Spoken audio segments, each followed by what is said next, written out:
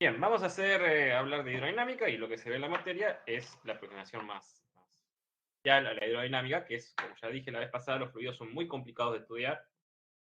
Eh, Realmente hay toda una materia sobre mecánica de fluidos.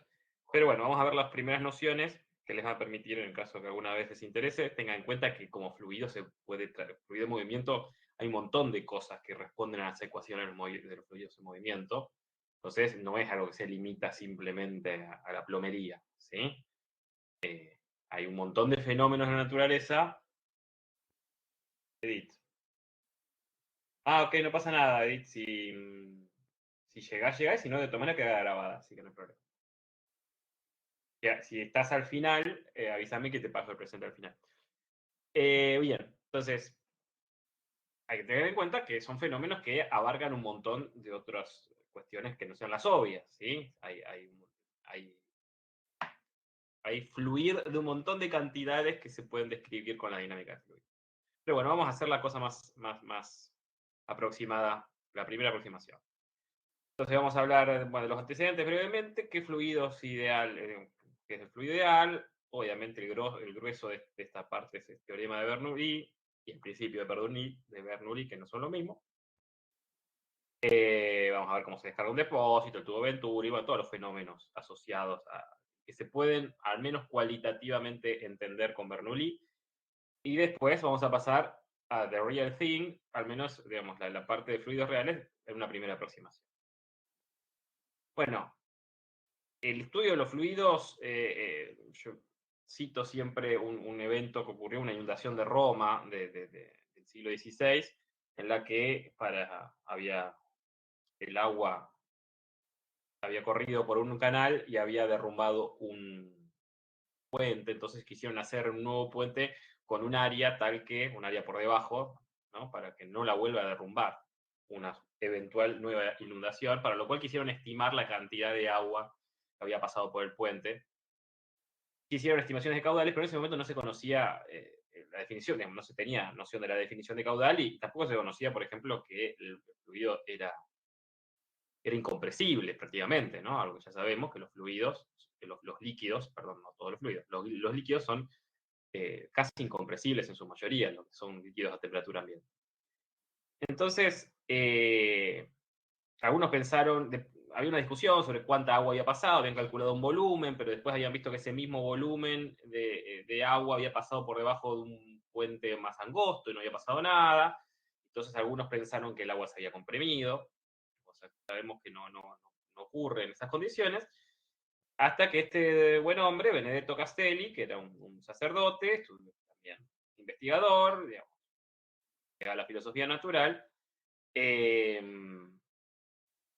planteó que lo que había variado no era la densidad del agua, sino su velocidad, ¿no? Que el caudal no solo dependía del área del canal que conducía el fluido, sino de la velocidad y que ésta podía variar. Y lo que hoy es simplemente la definición de caudal, que el caudal es igual a la velocidad del flujo por el área del mismo, transversal, se conoce, o desde ese momento se conoce como ley de Castelli. Pero bueno, hoy es la definición de caudal, nada más. Galileo también estuvo estudiando estas cuestiones y en particular, como dije la clase pasada, Castelli tenía un estudiante que era Torricelli, que se lo terminó mandando a Galileo, con el cual empezaron a estudiar los últimos meses de la vida de Galileo. Torricelli no solo desarrolló toda la parte, el barómetro y las nociones de presión atmosférica y demás, sino que también estudió los fluidos y movimiento y encontró lo que conocemos como ley de Torricelli para el desagote de un recipiente. En el medio, verán que hasta ese momento tampoco se tenía noción de cómo era la circulación de la sangre por el cuerpo. Entonces, recién en el siglo XVI, XVII, mejor, Harvey, este inglés, enunció formalmente que la sangre circulaba por el cuerpo por cañerías que eran las arterias y las venas, por lo cual se volvió muy interesante y muy necesario para entender los fenómenos médicos y anatómicos, entender cómo eran las propiedades de los fluidos que fluyen, o sea, sobre todo en conductos pequeños. A partir de los estudios de Harvey se inspiró Daniel Bernoulli para empezar a estudiar, que estudia medicina inicialmente y matemáticas, para empezar a estudiar el movimiento de los fluidos. Eventualmente su padre, que además era su maestro en matemáticas, que era matemático, un tipo que compitió y discutió mucho con Newton, ¿no? Johann era del team Leibniz, ¿no? Del cálculo, entonces con Newton no se llevaba muy bien, pero bueno, él no quería que Daniel fuera matemático, porque él quería que ganara plata, pero al final Daniel fue matemático y se fue a estudiar, se fue a trabajar en algún momento de su carrera a Rusia, a San Petersburgo, y el padre le mandó para que lo ayudara a un estudiante de él, un tal Leonard Euler, que es uno de los matemáticos de la humanidad. Se conocerán de mínima por las leyes de Euler o de cómo escribir el exponencial y demás. Bueno, así fue como desarrollaron entre ellos. Después el padre también se acopla a ese estudio y tienen un conflicto bastante fuerte que los separa hasta la muerte del padre, porque él se apropia un poco de la obra del hijo, publica su obra con la fecha falsa para decir que la publicó antes que la obra del hijo. La obra la obra de Daniel se llama Hydrodynamics y la del padre se llama Fluido Dynamics o algo así. Y bueno, se pelearon bastante, pero el que le termina de dar forma al principio de Bernoulli es don Johann, antes, en la forma matemática actual, porque él era el que mejor manejaba ese lenguaje. Pues bien, vamos a partir del caso más simple, porque somos físicos, y eso hacemos, y vamos a partir de definir qué es un fluido ideal y qué es un flujo estacionario. El fluido ideal tiene que ser, primero, incompresible, ¿no? O sea, que su densidad sea constante, que a pesar de que yo cambie la presión, no cambie su densidad. Los líquidos lo son en muy buena aproximación, no así los gases, que como ya verán, si vienen estudiando la materia, son fuertemente compresibles. Por lo cual ya pueden ir pensando si Bernoulli, la ley de Bernoulli, se puede aplicar livianamente a un gas, como el aire. Además tiene que ser no viscosos, ¿no? No deben ejercer, si uno modela el fluir del fluido como capas, ¿no? Como capas de fluido que no se cortan entre sí las trayectorias de las partículas y tal, esas capas entre sí además no ejercen esfuerzo de corte entre sí. Entonces, también, eso es bueno, perdón, lo anterior es la definición de fluido ideal, tiene que ser incompresible y no viscoso, pero eso ya, la viscosidad se observa al fluir. Y después, los fluidos ideales podemos plantearlos como que además tienen un flujo estacionario. Entonces, ¿qué significa? Que la velocidad en cada punto del fluido, del flujo, mejor dicho, no del fluido, es siempre la misma, que no va a acelerar en ningún punto, en ningún momento, mejor dicho, que si yo me paro acá y mido la velocidad de las partículas que pasan por acá, siempre por acá pasan con la misma velocidad. Después puede pasar y acelerar más adelante, pero en este punto siempre tiene que ir con la misma velocidad. Eso que es estacionario, o sea que los valores de velocidad en cada punto del flujo sean el mismo, que sea laminar, eso que dijimos antes, ¿no? Que yo pueda, que las trayectorias de las partículas que conforman el fluido no se corten entre sí. Entonces, si viene una por acá, no puede meterse en la capa de abajo, ¿sí? Y que no sea turbulento, o sea, que sea arrotacional, que no genere remolinos. La prueba experimental de la rotacionalidad, que es, tiene una definición matemática precisa, que es hablamos del rotor, pero eso es algo que van a ver este año, recién. Es una cantidad que es vectorial, no, bueno, el rotor no. Es una cantidad que depende de las derivadas parciales. Que si yo pongo una ruedita tipo de molino en el fluido, no debería girar. Eso es una prueba experimental de la rotacionalidad del fluido. ¿Sí? La pongo, por ejemplo, en este de acá, como como de todos lados va a la misma velocidad, no hace girar, no genera torque sobre la ruedita. Muy bien, eso es un flujo ideal, y como verán, cuando el flujo es ideal, en un fluido más o menos ideal, pasa esto que se ve acá, eso no está congelado, es un flujo. Lo que pasa es que como es estacionario, hasta que yo no lo toco, no hay ninguna variación que me permita darme cuenta que esto está en movimiento. ¿Sí? Porque es justamente estacionario. lo evidente de que un líquido está fluyendo se ve más que nada cuando deja de ser estacionario, entonces tengo torbellinos y remolinos y cambios, ¿no? En las velocidades locales que hace que refleje la luz de diferente manera y demás. Pues bien, en base a esto, con estas condiciones, don Bernoulli planteó su teorema, que se demuestra, esto ya lo tienen que haber visto, hay muchas formas de demostrarlo, pero básicamente es plantear la conservación de la energía, o la no conservación en realidad, que la variación de energía mecánica, sabemos que es el trabajo de las fuerzas no conservativas. En este caso, las fuerzas no conservativas serán las que generan la diferencia de presión entre los extremos del tubo. Si nos remitimos a estudiar un pedazo de un volumen de fluido, las que mueven ese volumen de fluido, es la diferencia de presión entre los extremos, y bueno, entonces va a ser directamente la diferencia de presión por el volumen. Ahora, ese es el trabajo de las fuerzas no conservativas. Fíjense que lo que se hace en esta demostración es suponer que el volumen, este volumen de fluido, este elemento de fluido, se mueve de acá hasta acá, y en esa trayectoria conserva el volumen. Es una de las cosas que ustedes plantean, ¿sí? Que este volumen es el mismo que este. Eso este es más angosto, pero es más largo. Pues bien, para eso tiene que ser incompresible. No pueden hacer esta cuenta. Si ustedes salen de estas hipótesis y desarrollan esto y terminan llegando a una ecuación que se puede plantear en presiones, en energías, depende cómo repartan factores acá, ¿sí? Acá está en términos de presión. Entonces, que la presión, lo que se llama presión hidrostática, más lo que se llama presión dinámica, más la presión gravitatoria, es constante, ¿no? Entre que cualquier punto, cualquier par de puntos de una línea de flujo se conserva esta cantidad. O cualquiera que puedan armar dividiendo todos los factores por lo mismo, ¿no? Entonces puede llevar a una expresión de energía fácilmente. Muy bien.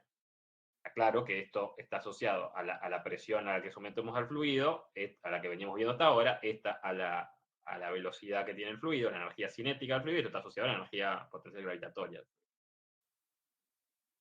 Si hay dudas hasta acá sobre cómo se plantea esto o cuáles son las hipótesis, si no, sí. Bien.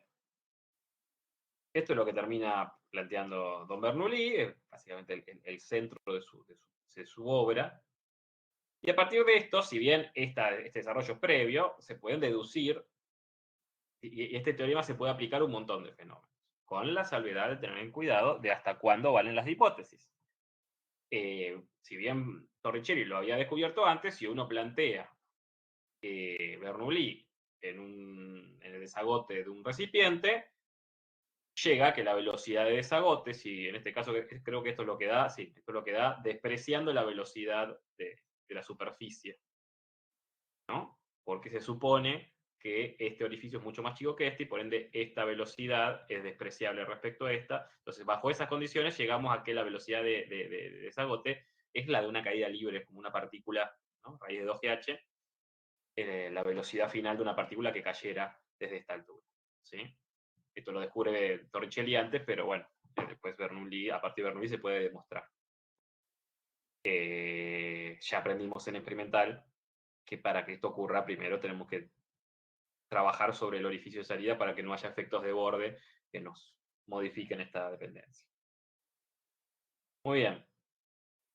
Otra cosa, otra aplicación que se puede hacer del teorema de Bernoulli es el efecto Venturi, ¿no? Que es básicamente lo que se llama el principio de Bernoulli, o ¿cómo le dicen? No es teorema. El principio es sí creo que es principio de Bernoulli, que el hecho de que de acá, la deducción más directa y la que más aplicaciones vamos a tener, es que si aumenta la velocidad del flujo, disminuye la presión que el fluido ejerce sobre las paredes de la cañería.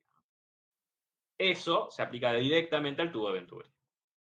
El tubo de Venturi sirve para medir la velocidad de flujo a partir de la altura que el mismo fluido puede tener en una cañería vertical, ¿no? Que eso va la altura que toma que A va a estar definida por la presión en este punto, ¿no? Dado que va a subir agua hasta que la presión en este punto esté cancelada por la presión gravitatoria, ¿no? Por el peso de la columna. Esto se puede hacer en un fluido, también se puede hacer en un gas. Bueno, en el caso del fluido, la velocidad 2, en función de la diferencia de alturas, tiene esta pinta, que fíjese que tiene una pinta muy similar a la de la ley de Torricelli. En el caso de ser un gas, en lo que está fluyendo, no puedo hacer esto porque no me va a levantar ningún fluido, lo hago por abajo y uso una U, y uso básicamente un manómetro. Eso, ¿sí? Donde para llegar a esta presión, que es la misma, nada más que tengo la relación de densidades metida, lo que tengo que hacer es despreciar el peso de esta columna de gas, ¿no? Que es razonable, porque en general un fluido, un líquido tiene una densidad mucho más grande. Bien, aplicaciones directas de esta cuestión. Aplicaciones no directas de esta cuestión. Es muy usual explicar la sustentación de los perfiles alares, generada en los perfiles alares, por Bernoulli. Y acá viene la salvedad. Se puede explicar cualitativamente por Bernoulli. Yo puedo decir en general, a pesar de que no se cumplan algunas hipótesis, que en general, cuando un fluido va más rápido, ejerce menos presión sobre las paredes del conducto o de la superficie con la que esté en contacto. Pero puedo decir en general. Ahora, lo que yo no puedo hacer si no se cumplen algunas de las hipótesis es esperar que se cumpla numéricamente la predicción de Bernoulli. Entonces, en particular con el aire, que es compresible, y como vemos acá, esto es un experimento real, ¿no? Se tiran láminas de humo contra los perfiles para ver sus propiedades aerodinámicas, y vemos claramente que acá, al aumentar el ángulo de ataque, que básicamente es el ángulo que tiene el plano del ala respecto a la horizontal, al aumentar el ángulo de ataque, vemos que atrás, lejos está de ser un flujo laminar, ¿no? Y se empieza a ser totalmente turbulento. Entonces, insisto, se puede entender por Bernoulli, pero de forma cualitativa. No van a, si ustedes fabrican un avión, no esperen que la sustentación que obtienen sea la que predice Bernoulli, numéricamente. ¿Sí? De hecho, una de las hipótesis que se hace cuando se aplica Bernoulli al perfil alar es que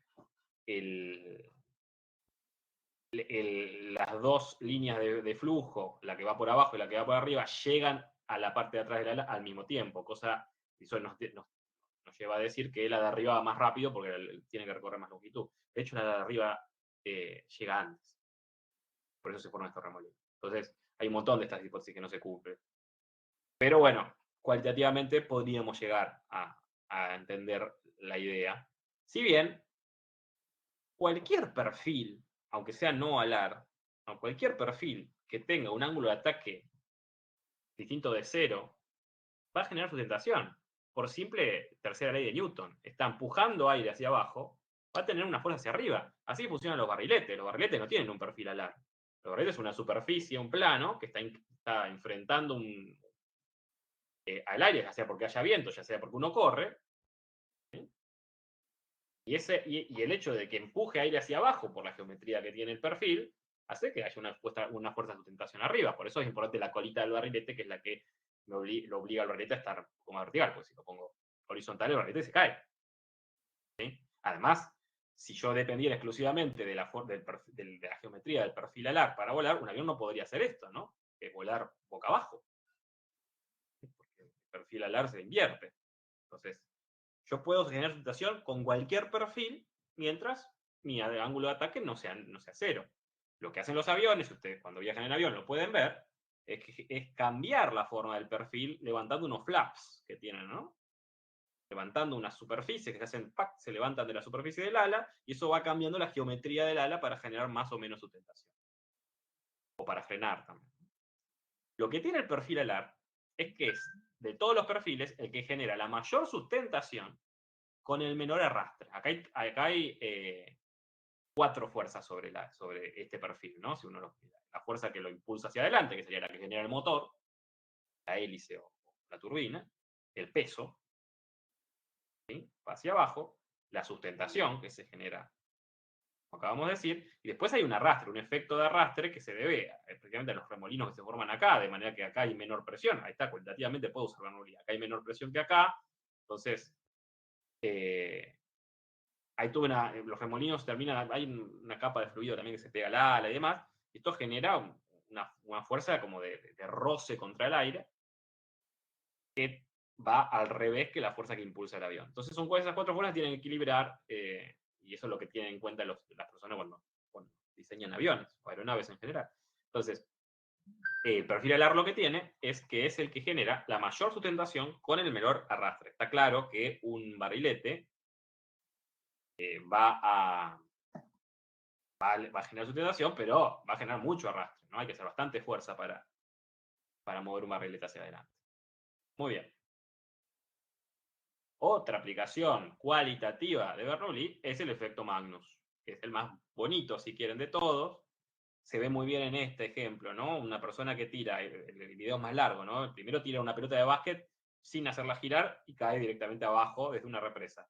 Ahora, fíjense qué pasa cuando la hace girar, cómo la pelota se empieza a impulsar, se desvía y genera una curva que la aleja bastante del punto sobre el cual se la tiró, ¿sí?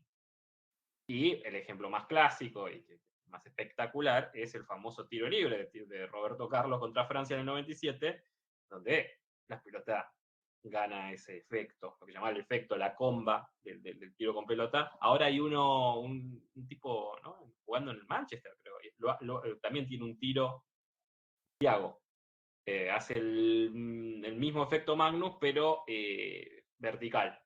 La tira girando hacia atrás y la pelota se eleva sin tocar el suelo.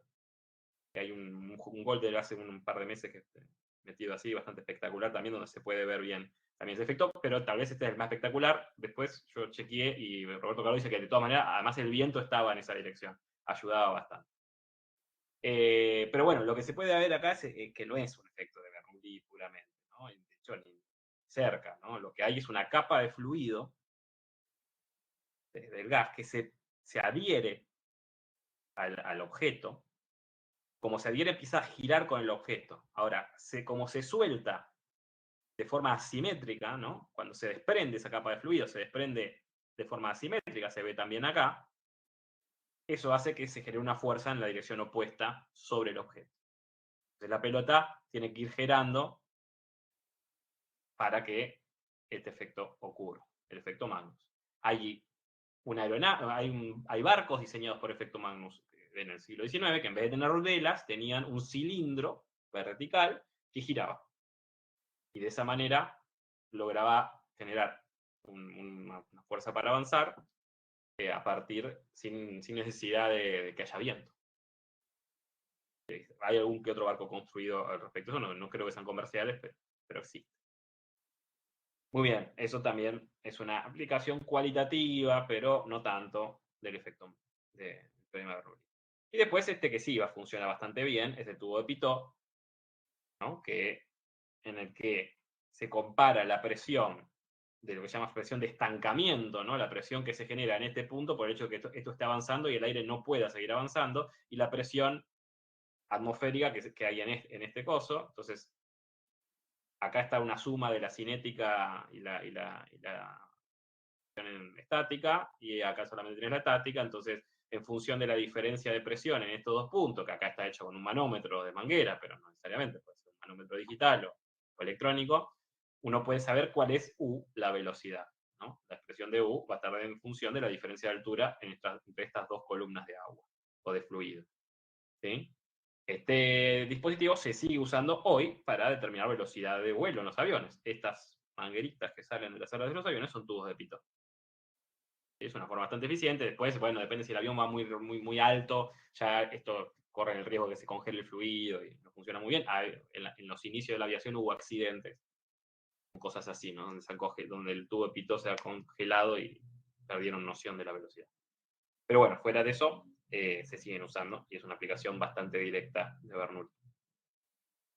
Muy bien, ¿qué pasa cuando los fluidos no son ideales? O sea, casi ningún fluido lo es, excepto el helio superfluido, el helio líquido a muy baja temperatura sí tiene propiedades de cero viscosidad, pero la misma agua tiene una viscosidad que a priori uno podría despreciar en ciertos regímenes, pero en otros regímenes se vuelve muy evidente. De hecho, los desafíos, creo que en experimental ya lo dije, pero pregúntense cómo funciona una canilla. ¿Qué hace una canilla? ¿Cómo funciona? ¿Por qué yo cambio el caudal cerrando y abriendo? Cuando si en principio, si todo esto valiera, lo que tendría que cambiar solamente es la velocidad de salida. Es una pregunta que se podrían hacer. Ahora, ¿qué es la fuerza viscosa? Como ya dijimos, proviene de los esfuerzos de corte que entre láminas del líquido al fluido. ¿Sí? Antes el flujo ideal, en el flujo ideal los líquidos no viscosos no pueden ejercer esas fuerzas de corte, o sea, unas fuerzas en la dirección de avance, pero al tener interacción entre las partículas de fluido, esas fuerzas aparecen, que pueden ser mayores o menores, ¿no? Se puede siempre imaginar como un libro gordo en el que deslizan la tapa de arriba. Siempre se considera que las capas de fluido que están pegadas a las paredes de los conductos están a velocidad cero. ¿Sí? Y yo impulso tirando de una lámina que está suelta arriba. Eso sería el ejemplo para hacer el cálculo sería este, ¿no? Una lámina fija acá, se entiende que la velocidad, o ocurre que hay una capa de fluido que se pega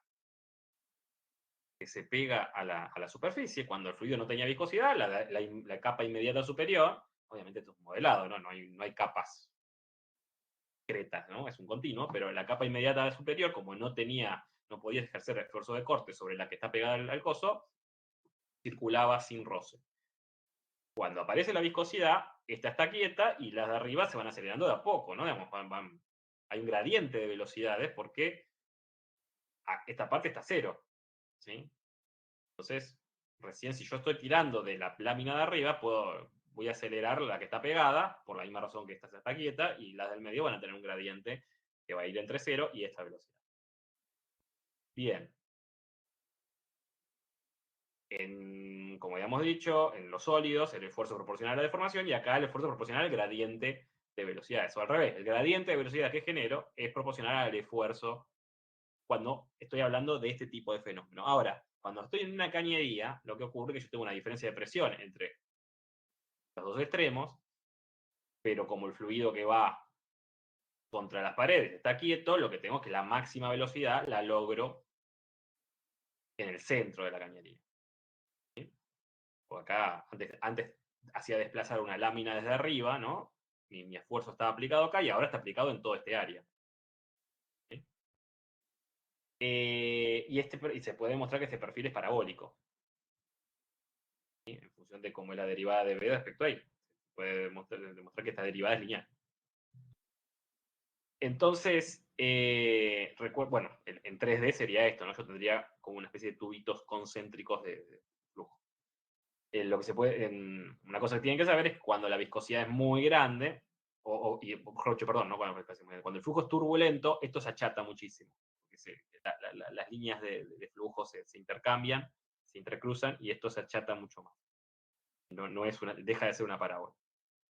El estudio de esto lo hizo don Jean-Leonard Poiseuille y llega a esta expresión para la velocidad, que demuestra esto del perfil parabólico, ¿no? Esta definición de ese perfil, un perfil que va con R cuadrado, este es un R fijo, que es el radio de la cañería, y este es el R de coordenada, ¿no?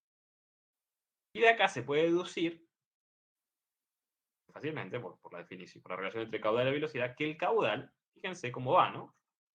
Va con el radio de la cañería a la cuarta. Yo no sé si lo dije la otra vez, pero siempre levanten las cejas cuando ven algo a una potencia mayor a 3.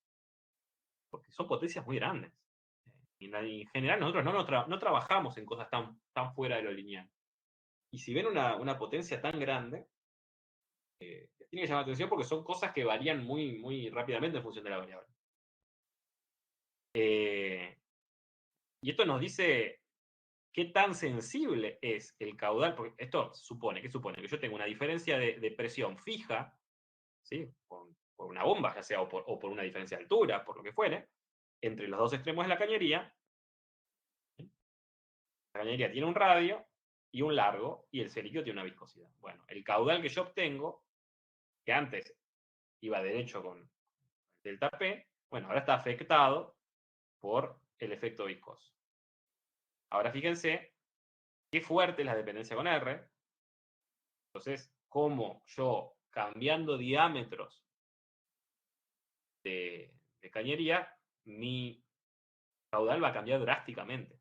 No así tanto cambiando el largo o cambiando la presión. Entonces, yo a veces piensen cómo es ese juego, ¿no? Entre yo, si estoy diseñando un sistema de riego, de lo que fuere, cómo tengo que cambiar o una chimenea, cómo tengo que cambiar diseñar mi geometría para que no tener que meter una barrabasada de diferencia de presión entre los extremos cuando podría cambiar un poquito el radio y eso me lo solucionaría, ¿no? Entonces, son cosas a las que hay que prestar atención. Al menos para ver cuándo algo se detiene o deja de fluir, ¿no? En función de eso, además del hecho viscoso que hace que las capas de fluido interactúen,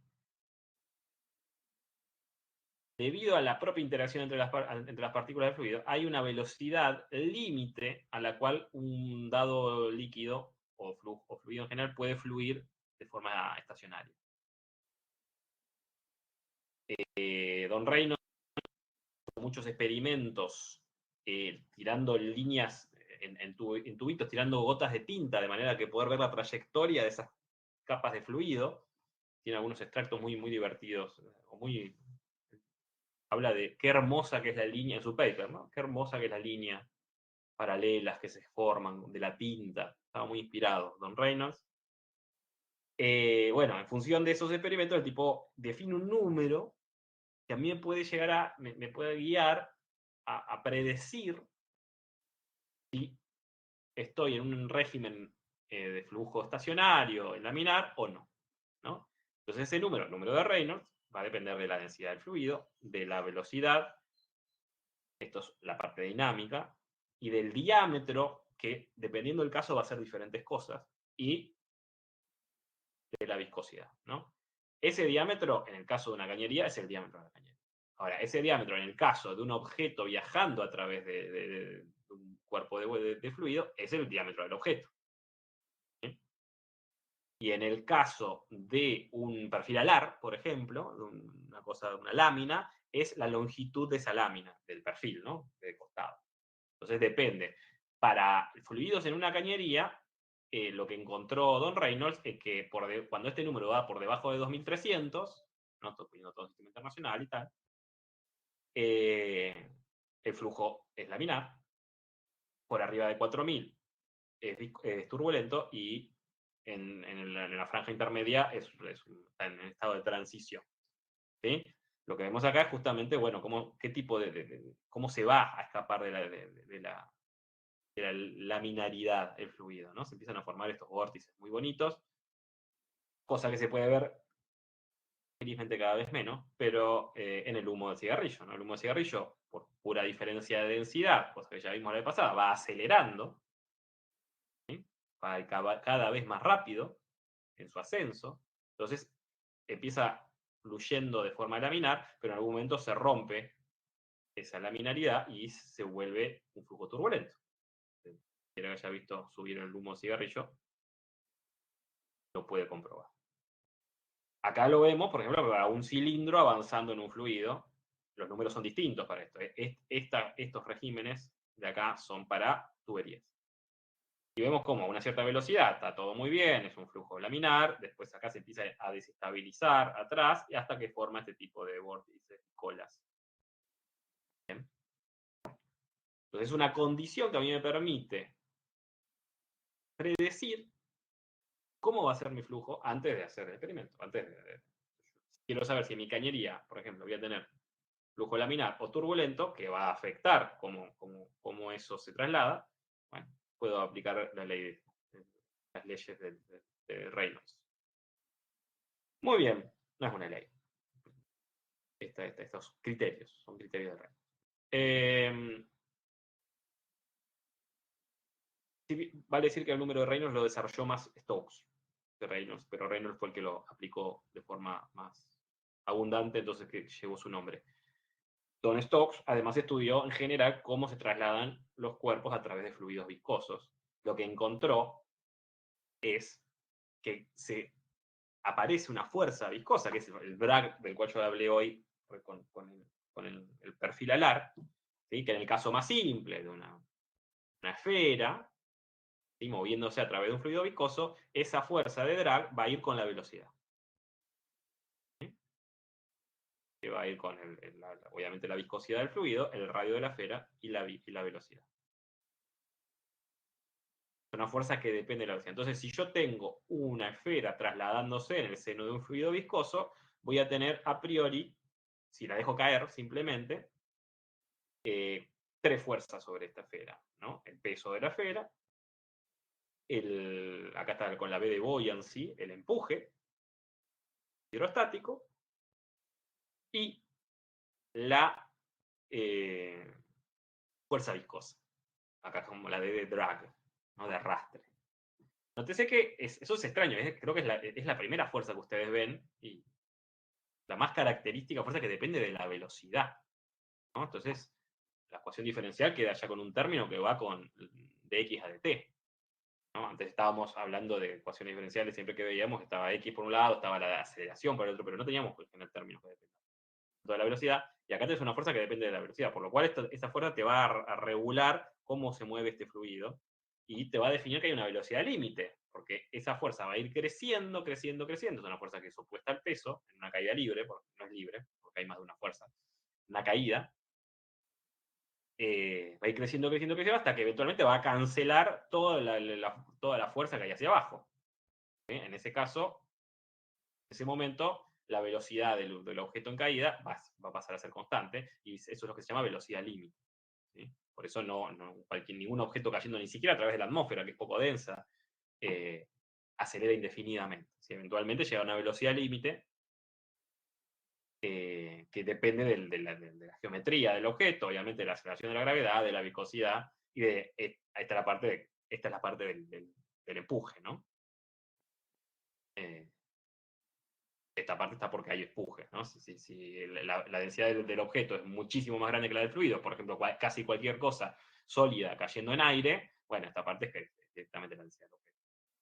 Puede despreciar la del fluido. En agua no están así, ¿no? Porque hay un empuje notorio.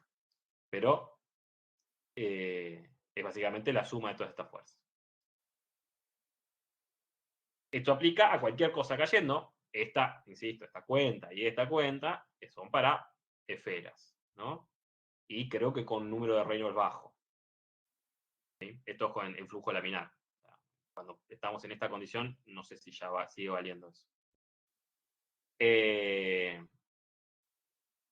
Pero cualitativamente el fenómeno ocurre para cualquier objeto trasladándose en un fluido viscoso, en particular, por ejemplo, para alguien cayendo, los paracaidistas lo ven, ¿no? No es lo mismo caer de panza que caer de parado, dependiendo de cuál sea el radio efectivo, si quieren la longitud característica que enfrenta lo que se llama la sección transversal al avance en el fluido, bueno, la velocidad límite va a ser distinta.